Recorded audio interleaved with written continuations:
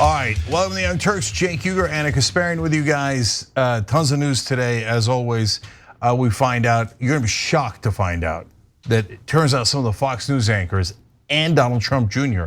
are liars. No way, I know. No one could have seen it. Breaking news. Breaking news on TRT. Okay, all right, so that's a little bit later. We got some really serious stories for you guys that probably almost no one else is covering to start with. All right, Anna. All right. Multiple former and current members of the military and intelligence officials are now coming forward with concerns about the careless nature of airstrikes conducted in Syria by the United States military, which of course ended up killing innocent civilians.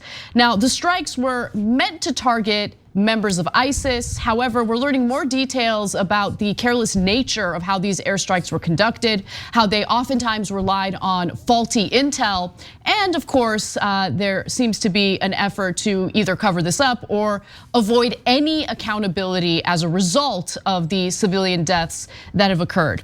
Now, this was a pretty decent report by the New York Times, a lengthy one as well, and it gives you a lot of interesting details about what's going on. They write that a single top secret American strike cell launched tens of thousands of bombs and missiles against the Islamic State in Syria.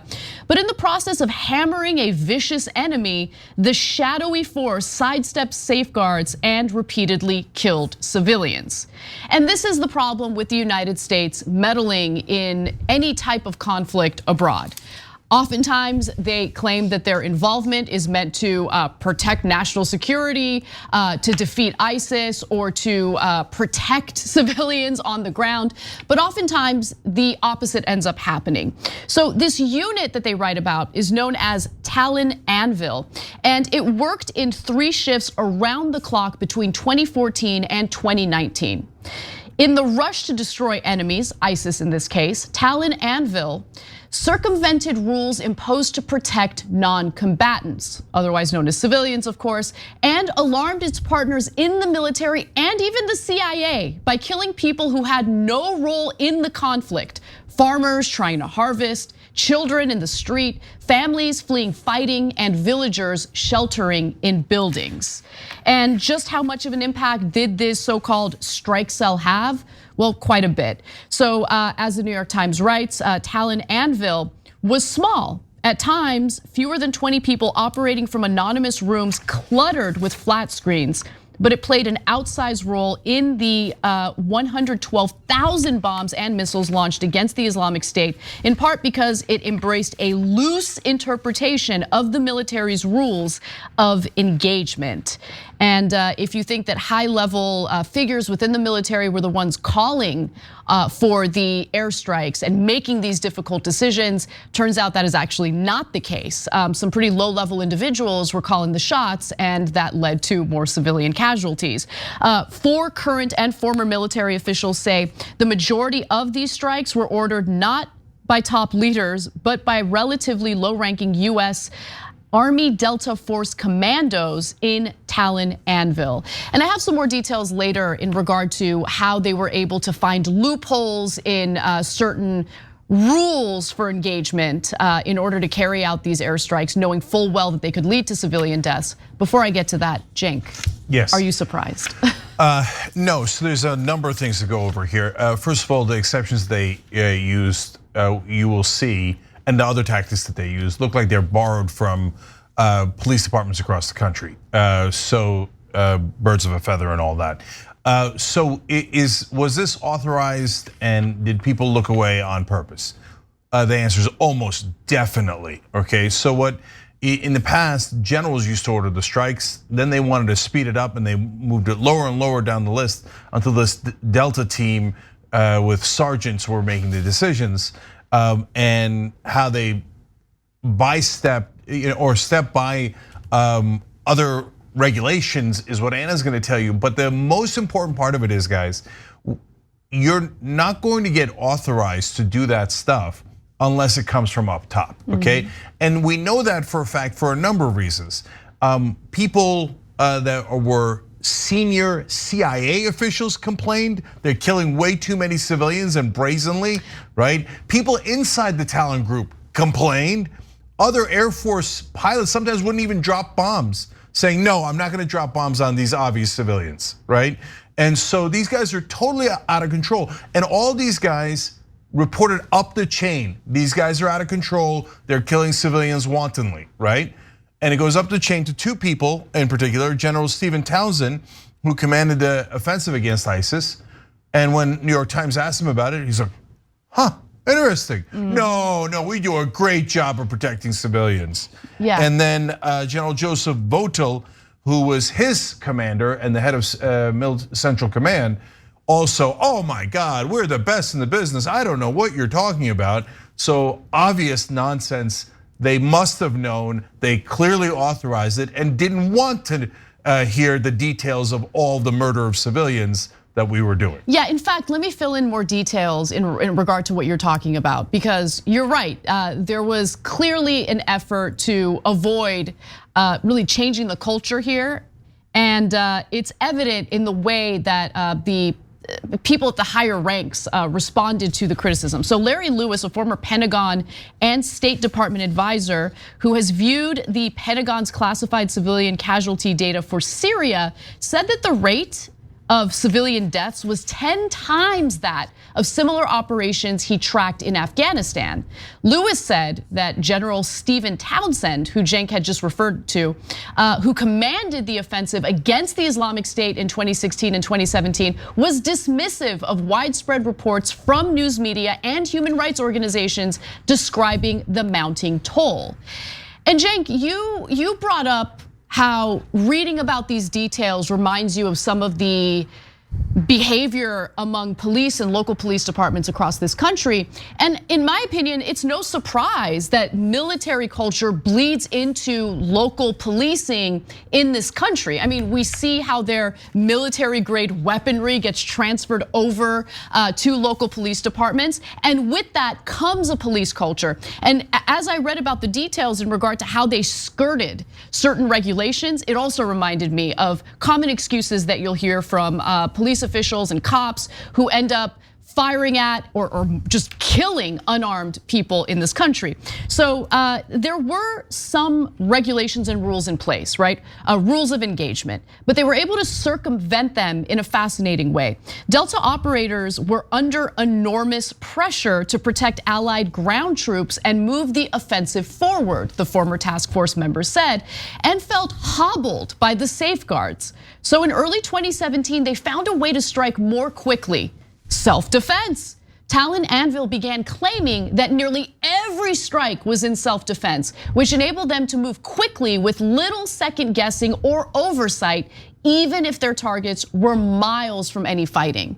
So they just said, all right, instead of referring to or labeling an airstrike as an offensive airstrike, we're just gonna say that it's a self-defense airstrike meant to protect Allied troops on the ground. And clearly that was meant to avoid having to do the necessary research, the necessary intel gathering before conducting that airstrike. Okay, so think about it this way, guys. It's an unmanned drone that they're using. And sometimes they would kill people 100 miles from the front. So who are you defending 100 miles from the front when there are no US ground troops or any of our allies within hundreds of miles? And so you can't say self-defense of the drone, that makes no sense. You sent it over there to kill a target. So obviously the self-defense argument is complete horse crap. All you would need is one commanding officer to look at what they were doing based on all of the complaints to say this is ridiculous. The second thing you would see, which is also very similar to policing in America, is they have cameras on the drones, and right before they hit their target, they would move the cameras away, right? So you couldn't see the dead civilians. Now guys, think about it. If you were hitting the right targets, why would you move the camera away? And they noticed a pattern in a great number of hits. Right before they're about to kill civilians, they move the camera so you can't see the dead bodies. So obviously they're covering it up. More evidence. They would only use their first names. They would never use their last names or their rank, and they wouldn't wear their uniforms. Gee, I wonder if they were trying to cover up that they were doing something terribly, terribly wrong, and everyone knew it and didn't do a damn thing about it. And by the way, one of the things that I thought of as I'm reading through this is, now, mind you, it started under Obama, okay? It started in 2014 and went to 2019. But you do see in the summer of 2016, they start to pick up the pace in killing civilians. And remember what Donald Trump promised on the campaign? He said, we should kill them and their families. And then you see in some of these, they have the footage in a lot of the videos before they started turning the camera away. In one case, clearly families fleeing, fighting, get on boats, they launch the missiles anyway. And you see women and children killed, torn apart, and their bodies floating down the river. Why would you fire at women and children fleeing, fighting? Why would you do that? Well, Trump told them to kill their families. Now, Cenk, this story in the New York Times would not be possible if it weren't for people involved in military operations, members of the CIA coming forward and essentially blowing the whistle on what's taking place. And I want to connect some dots because remember, the United States government right now is fighting tooth and nail to extradite Julian Assange for publishing the leaks provided by Chelsea Manning. And the Apache helicopter strikes happen to be the center of that story.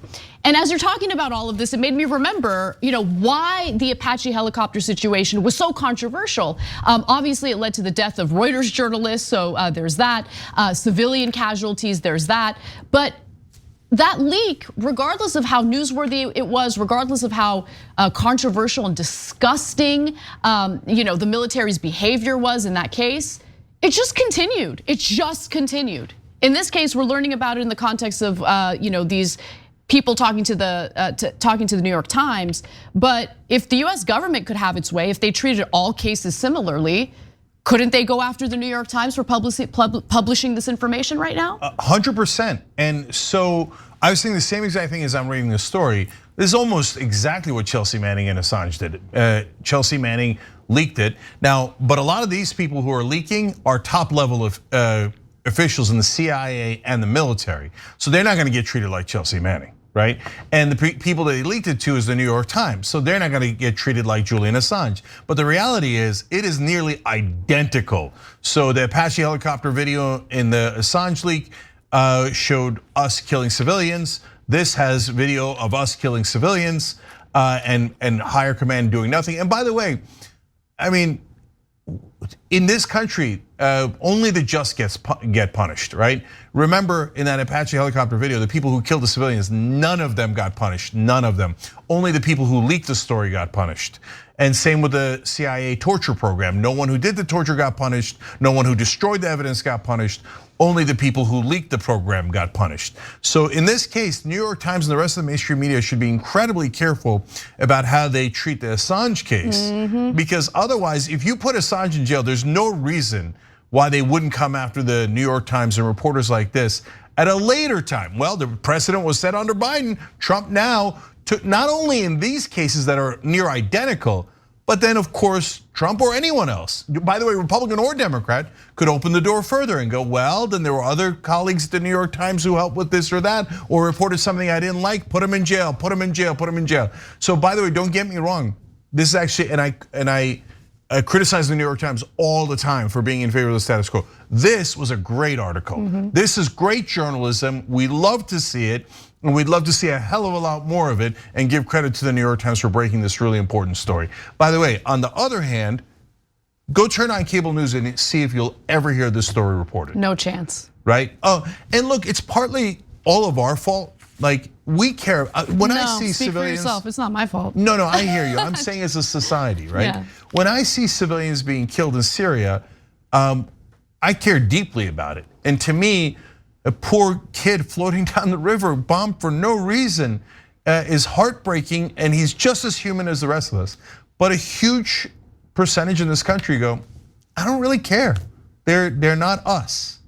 They're some foreigners I can't relate to, so we killed a bunch of their civilians, so what, right? And by the way, and then in reverse, when our civilians are killed, a lot of people in other countries go, oh wow, American civilians were killed after they murdered civilian after civilian after civilian in endless conflicts. Now all of a sudden we're supposed to care about American civilians dying? I propose something radical, that we all care about each other. But unfortunately, that's not how a lot of American voters react, and that's definitely not how the majority of American media reacts. They think it's no big deal at all, otherwise they'd all be talking about it. Right. And look, you can help mitigate the damage done by corporate media that tends to avoid covering these types of stories by sharing this video. Share it on social media with your friends, your family. It's really important for people to know what's really going on, not only with our military, but with the endless supply of taxpayer money that goes to defense contractors and the military, while Americans are being nickeled and dimed when it comes to social spending. And I want to just give you one last instance of the over-the-top lies, so you know how outrageous this group was and how the military clearly knew about it and didn't do anything. So in one chat group, one of the members of this group writes, all civilians have fled the area. This is at 4 in the morning when they're about to bomb a village. And he says, all civilians have fled the area. Anyone left is an enemy fighter. Find lots of targets for us today because we want to go Winchester. Okay. Now, in reality, the video shows no one had fled. It's 4 in the morning. The houses were filled with women and children and men, of course, and they were completely lying in their reports about what had happened. They drop a bomb, and in that case, I believe 23 people. One report had it at 16 dead, another had it 23 dead, obviously pulling civilians out because they just bombed homes. And what you might be wondering is, what does going Winchester mean? It means expending all of the drone's missiles and 500-pound bombs. If you go Winchester, you're gonna kill everyone on the ground where you're hitting them. And that was the point of this group. Kill them all, combatants and civilians. And then later, the United States military will pretend to be outraged at terrorists who kill civilians. All right, we got to take a break. When we come back, an update on the workers who were remaining in factories while tornadoes were ripping across several Midwestern states. We've got that story and more when we come back.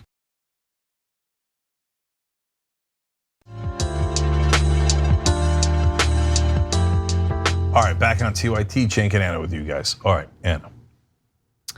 After tornadoes ripped through Midwestern states over the weekend, and we learned about the collapse of an Amazon warehouse and also a candle factory in Kentucky, there were some questions about whether or not these employees would have had enough time to go home and find shelter with their loved ones.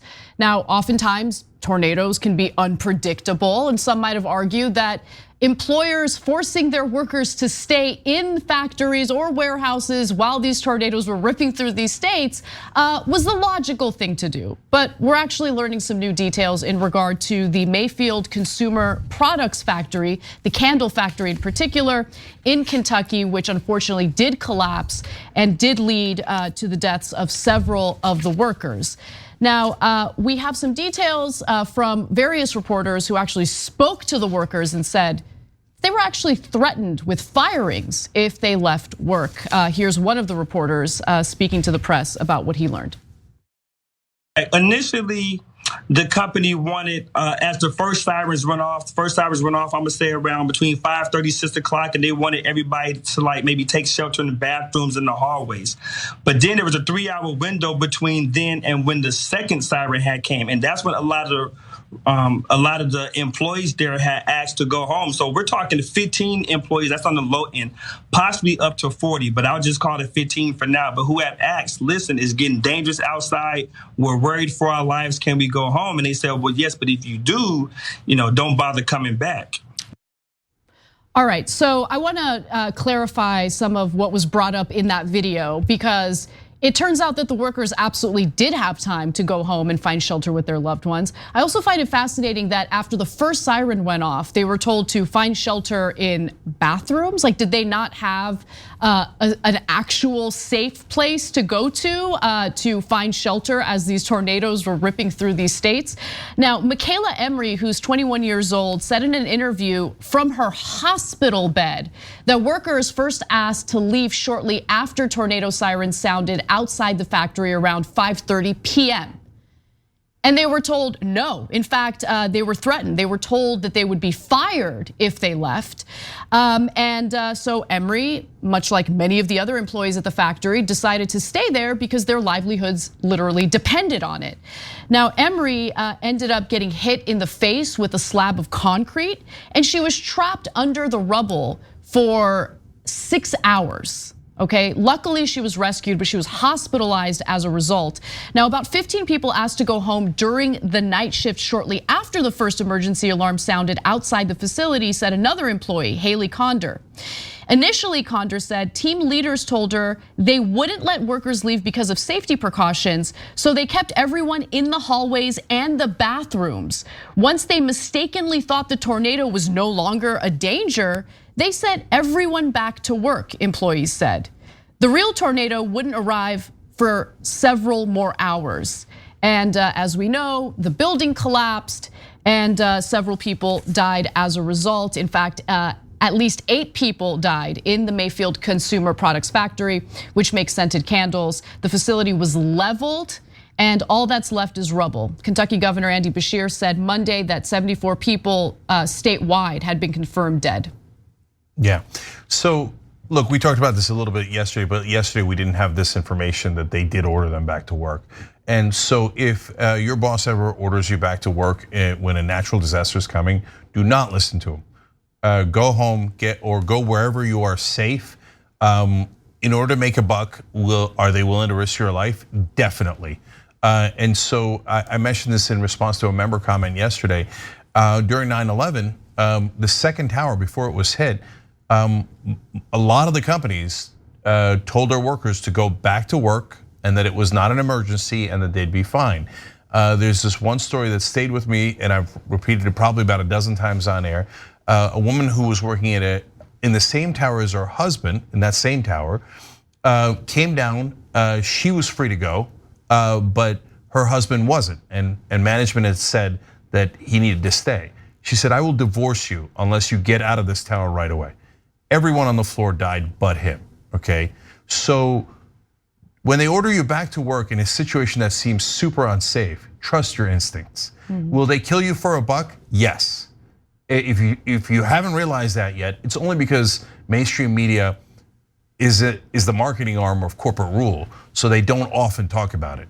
So in this case, Anna, we might actually, now this might be a surprising twist, we might get some accountability. And I'll tell you 2 reasons why. No, I know you have excellent reason for skepticism, which is that corporations in this country are never held accountable. We're ruled by them, right? But here, one, you have a Democratic governor, makes it slightly more likely. A Republican governor wouldn't do it to any company under any circumstance, right? Unless, of course, they're in favor of gay rights or something, in which case they would hate them, right? And they might take action. So, but more importantly, it is not a giant company. Like the Amazon accountability in Illinois for doing something similar, there'll be no accountability at all. As a giant company, they give millions and millions of dollars to politicians at the national level. Basically, they've paid the bribe so that the corrupt government officials will protect them, right? But random candle factory dude in Kentucky, he might be just as vicious to his workers, but I don't know how many political donations he's made. And if he hasn't made very many, then he actually could be in trouble. Then they make an example out of one small business so that they can avoid responsibility for the bigger businesses that pay them off? It really depends, right? Because when we think about accountability, we usually think about it on the federal level. Now, you mentioned local politicians, and even if it's not a massive corporation as Amazon is, we're still talking about jobs. And so oftentimes when local politicians threaten local businesses or local corporations that are based there, the response that they get from the company is, all right, well, we'll just pick up and go to another state and you'll lose all these jobs. So I don't know how it's gonna play out. I hope you're right, because there should be accountability. And when you hear the heartbreaking, individual stories of the lives that were lost, I mean, it's infuriating. It's infuriating. And by the way, the workers who stayed behind and showed up to work and remained at work even as this threat was ongoing weren't even offered increased pay. For instance, just giving you another quote from Michaela Emery, the 21-year-old who spoke to NBC News about this. She says, people had questioned if they could leave or go home, said Emery, who preferred to stay at work and make extra money. Overtime pay was available, but it wasn't clear whether those who stayed were even offered additional pay. So look, that's a small part of the story, but it's so in line with the culture that we see at most corporations and companies. And then finally, I wanna go to this video that profiles some of the victims, some of the lives lost, because this is what's at stake. And I question whether the profit motive, I don't question it, I know. The profit motive clouds the judgment of anyone that's considered a higher up, right? But here's the real toll. Here's what's at stake. Let's watch. Mark Saxton is still in disbelief. I don't see how nobody can be okay after this. On Friday night, he was working the forklift, one of 110 employees on the evening shift at the Mayfield Consumer Products Candle Factory, when in a matter of seconds, a tornado brought the building to the ground. Chilling video shot in darkness by another worker shows a harrowing scene after it fell. Somebody please send us some help. We are trapped. Rescuers pulled Mark out of the rubble, but he lost family and friends inside. People were screaming, "Mark, help." I couldn't even get to him. Denise Cunningham's 21-year-old son, Devin, was also working that night. She called him immediately when the tornado hit. He was alive, but trapped. I called him and a girl answered the phone and all you could hear screams for asking for help. And my son couldn't get on the phone because he's trapped between those two walls. And they're all screaming for help. All she could tell me was that my son told me that he loved me, that he didn't think he was gonna make it. And anyone who had the instinct to leave was threatened by supervisors for attempting to do so. In fact, the supervisors, according to multiple employees, decided to do roll call to keep tabs on who did end up leaving, because some of the employees were like, all right, fire me, I'm leaving. I'm gonna go to safety. No, everybody's sick of corporate rule. I saw some of the workers there just outraged afterwards, understandably so. And look, it's Kentucky. I don't know what all of the political affiliations of the people that were killed and the people that are outraged, but that's why you now even see Fox News speaking out against big business. And now they don't really mean it. They're using it as a trick to actually deregulate big business and help them. But at least they're savvy enough to know everybody in the country now hates big business for reasons like this. And so they pretend to be populist to get people's votes. The only people who don't realize it, now to turn around and blame the Democratic Party, are corporate Democrats, which is almost 90% of the Democratic Party. They're like, oh, well, what do you mean? Big business, don't people love big business? We love big business. So Anna, for example, you mentioned jobs, right? That's the excuse they always use. But to give you a sense of how absurd that excuse is, because it seems plausible, right? Oh, you don't want jobs to leave Kentucky or Illinois, et cetera, right? Well, I remember this case in Pennsylvania where a fracking company said, oh yeah, we're gonna leave if you do fracking regulations. And now the natural gas is under the state of Pennsylvania. You could leave, but then you'd have to do a whole nother business and another well, which you don't own in a completely different state. It's the most obvious joke of all time, right? And the governor's like, we don't want to lose the jobs. No, it's an excuse. They of course bribed him too. That's the campaign contributions. No, at the end of the day, the big government works with big business to screw us all over because we legalize bribery in this country. And it's never gonna end unless that system changes. That's it. That corruption is everything. That's why all these decisions get made the way that they do. That's why you see increasingly little difference between both political parties. And we're gonna keep running into the same problem over and over again where there's absolutely no justice for the ordinary American because we're under corporate rule, under this system of legalized bribery. Yeah, and last thing on that, guys, look, if you're a right winger, you agree with us. And they frame it as regulation to try to trick you, right? But reality is what do you like most? Cops, right? Your Blue Lives Matter, cops matter, they keep you safe. Yes, they keep you safe on the streets and in your community. But the government is also supposed to provide cops to keep you safe at work, and that's called regulators. Yeah. All right, well, we're talking about a lot of things that are broken in American society. Why don't we talk a little bit about healthcare? Because it turns out hospitals are now using software to price gouge you. So, a nurse has decided to blow the whistle on how hospitals are using software to help them price gouge their own patients. And this software intentionally marks up prices anywhere between 575 to 675%. So the nurse, understandably, did not want to reveal what his or her name is because he or she is concerned about getting fired as a result. But at one point, the nurse worked at the Scripps Memorial Hospital and noticed that this software was being used to mark up the prices of procedures that patients were getting. So this software is known to use something known as automatic revenue coding. Very cool.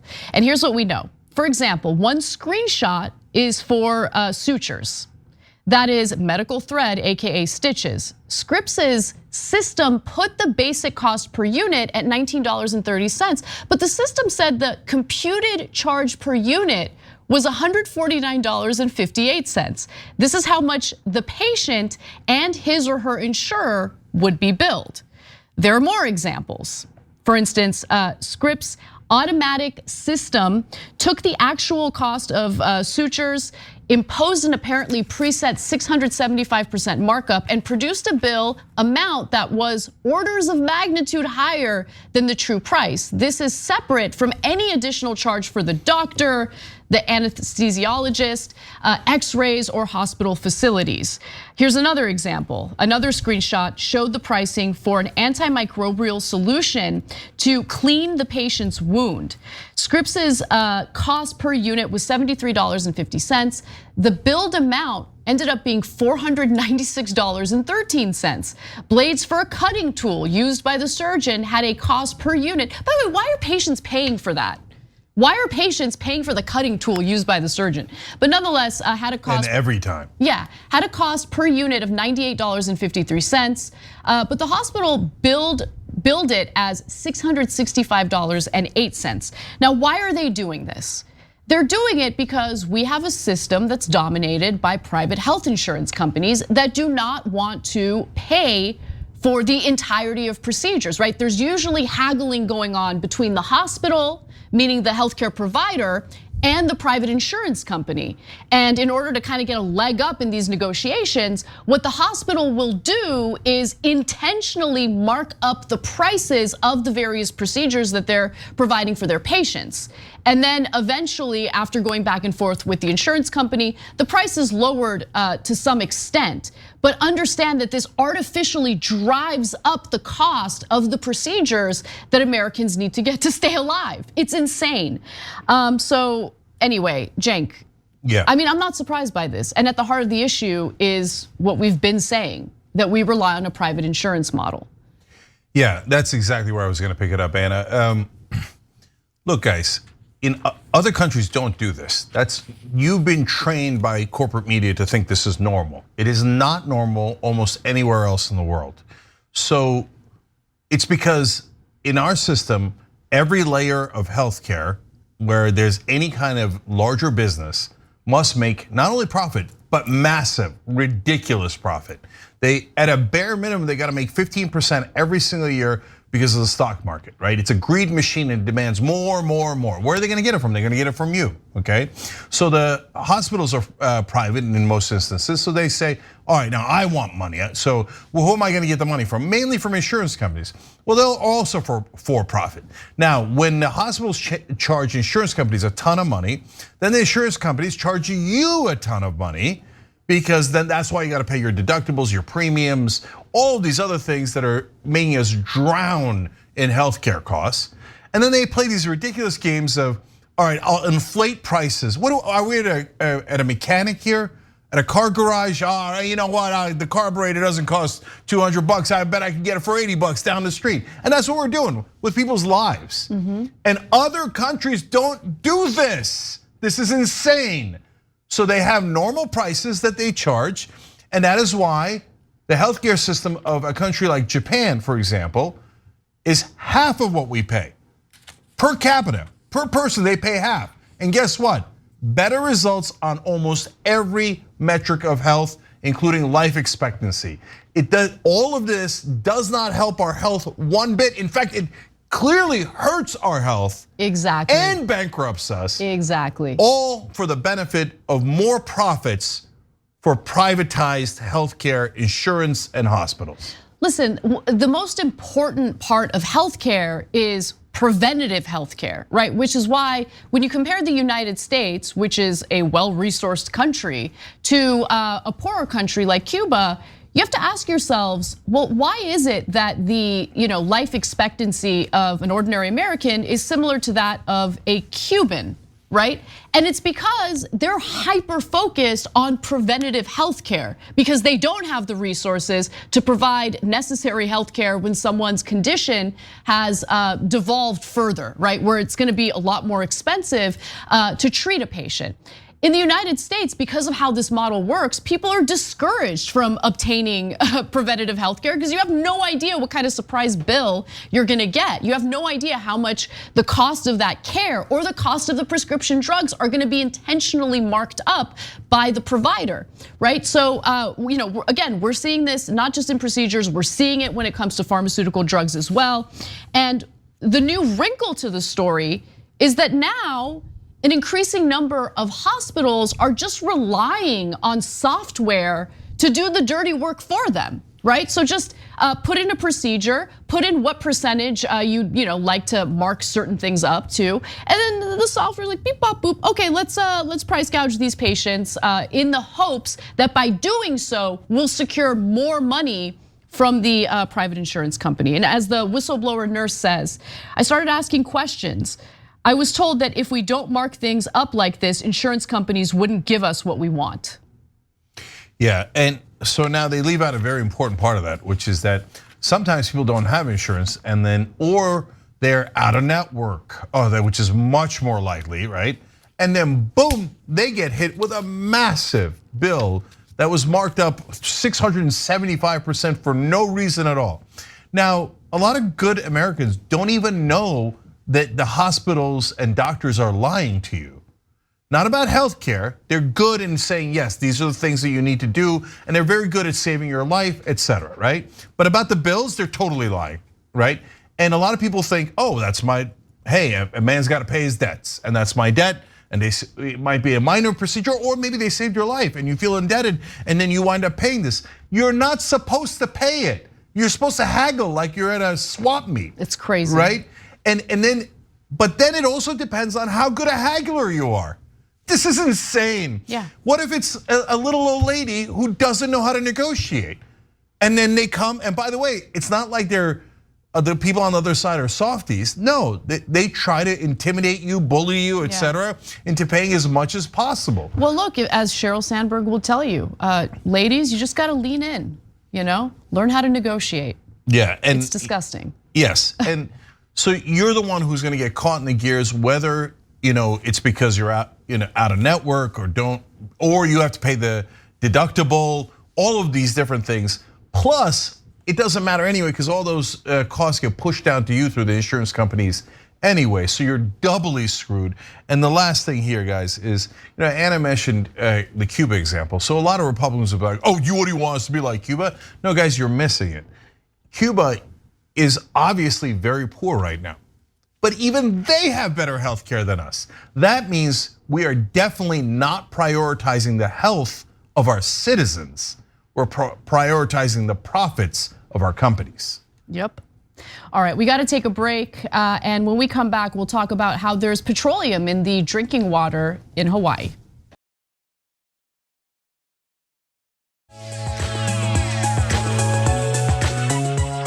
All right, back on TYT, Cenk and Anna with you guys. So I'm gonna read one comment here from Twitch because it's so relevant to the story we just did. Shizer wrote in, I can attest this is completely accurate. I worked for Epic, one of the largest medical software companies. That's the one in the story actually. As a developer for the software that did the billing for the hospital pharmacies, pricing is practically arbitrary. That's amazing. A person who worked for that software company saying, yeah, we wrote the program to make the pricing arbitrary.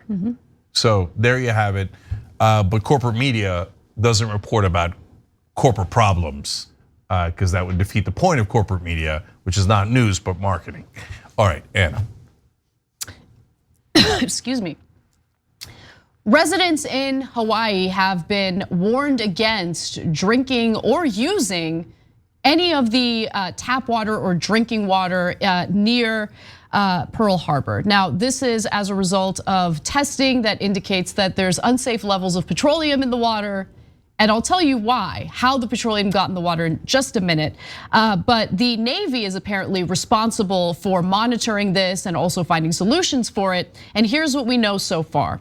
Testing of a well overseen by the Navy had detected gasoline and diesel range hydrocarbons at levels up to 350 times that 350 times what the state considers safe for drinking water. That well, known as the Red Hill Shaft, is one of 3 wells that are run by the Navy, which began receiving complaints just last month from residents of Joint Base Pearl Harbor Hickman, who said that their water tasted and smelled like gas. So they also noticed that they were experiencing some health issues as a result. And so an investigation went underway. For instance, residents have complained of sickened pets and reported symptoms including sore throats, stomach pain, headaches, diarrhea, and vomiting. Health officials said that people who were exposed to the contaminated water could also experience difficulty breathing, coughing, and red or peeling skin. So what happened here? Well, luckily the Navy is taking some action, but there's actually a much larger problem at play, and it is a problem involving infrastructure. Now, the Navy has shut down 2 of these wells. They also relocated more than 3,000 families to hotels across the island, and they've distributed bottled water to families and officials. The state said that about 93,000 people have been affected. And so there was a pretty terrible jet fuel spill in the area that contributed to this, and the Navy is kind of sticking to that story. But as I mentioned, there are some infrastructure issues at play, especially when it comes to a fuel storage facility that was built in the 1940s. It was built in such a way that it's essentially now leaking fuel into the drinking water. I'll give you more details into that in just a second. But Cenk, do you want to jump in? Yeah, so 2 things here. First, I want to thank Nadia Alves, who's a Wolfpack member, who brought the story to our attention. I love that, wolf-pack.com/go. So there are lots of different ways that corporate rule affects us, and this is, but Wolfpack members care about their community, and in this case, it's the government that's the issue. Now, the good news is the Navy has pretty much owned up to this, and they're trying to fix it. But as I was reading the story, Anna, I started to worry if Trump gets back into office. Is the culture of lying and denying any wrongdoing going to start to leak more and more into the military and every other part of it? I mean, obviously the Pentagon lies at a mass scale when we would do the bombings, etc. But here at home, oftentimes they are decent on accountability, but are they gonna start saying, nope, there is no benzene in the water. No, I don't care. And no, we're not gonna clean it up. That's your problem, not my problem. So the government is devolving, and so that's one of the things that I worry about. Yeah, I mean, look, the government has devolved. I mean, sure, the Navy decided to shut down these wells, and they're talking about flushing out the water with clean, fresh drinking water, right, to kind of dilute the petroleum in the water.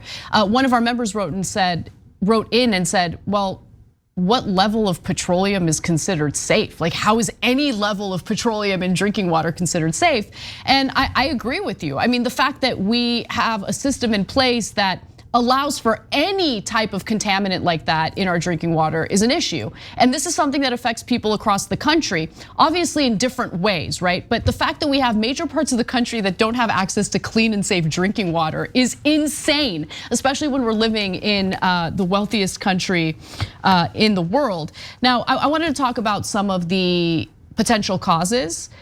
I'm not even gonna call it potential causes, the causes, okay? So I had mentioned that there was an issue involving jet fuel. Navy officials said that they believed that the water in the Red Hill well was contaminated after jet fuel spilled into an access tunnel at the site on November 20th.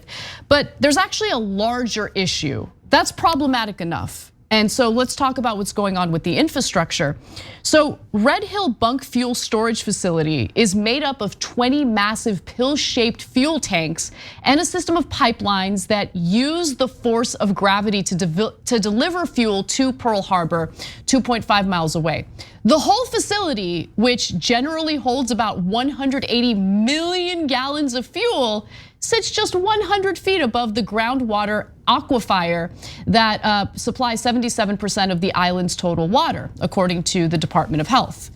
Now, here's the issue. As I mentioned earlier, this was built in the 1940s. It turns out that it was hastily built, didn't really think about the design flaws here. And so each of the tanks that carry the fuel are made of a thin steel liner, about 1/4 of an inch thick. That's it, 1/4 of an inch thick, that is now corroding, encased by a concrete shell that the Navy admits it cannot access and is therefore impossible to maintain. The pipeline system attached to the tanks is just as old as the tanks themselves. So you got some fuel leaking out of these pill-shaped containers that are only 1/4 of an inch thick. They're corroding. The Navy has admitted that they don't have the ability to maintain these containers. And so water is just, the fuel is just leaking into the water. Yeah, so we give the military $780 billion a year. Now, defense contractors are awesome at blowing that money on themselves and making tremendous profits. Yep. But don't tell me you can't find the money here. And this affects the drinking water of 77% of the citizens, as Anna just explained to you. So they better fix this, and yeah, it'll be super expensive. But that's why we give you nearly $1 trillion every year. But of course, that's actually not the real reason. The real reason is because defense contractors pay off politicians. So, but when it comes to actually protecting us, not so much. And whether it's the military or private companies like oil pipelines, they always tell you, oh, it's not gonna leak, it's never gonna leak. It leaks every single time, right? Because these things are hard to design. And then even if you design them well, 60 years ago, 80 years ago, they're not gonna withstand the test of time because that's how it works. And eventually it's gonna leak into your water. And my portion on this, Newfie Dragon, one of our members, wrote in, and we do the show with you guys. So tyt.com/join and become a member and be part of the show.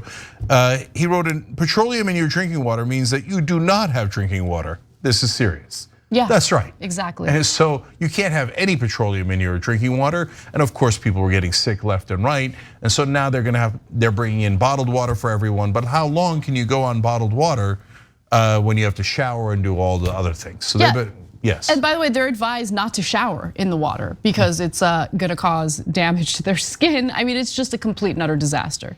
So. Yeah, and Progressive Rocks wrote in very similar, just as I was saying it. The Navy has out of date infrastructure. If only the defense budget could afford to replace the storage tanks. Mm-hmm. Yep. All right, listen, the next story involves quite a bit of dunking on an establishment journalist who just can't stop himself from just like kissing Nancy Pelosi's butt. And I want to take our time with that story. So we're going to take a break.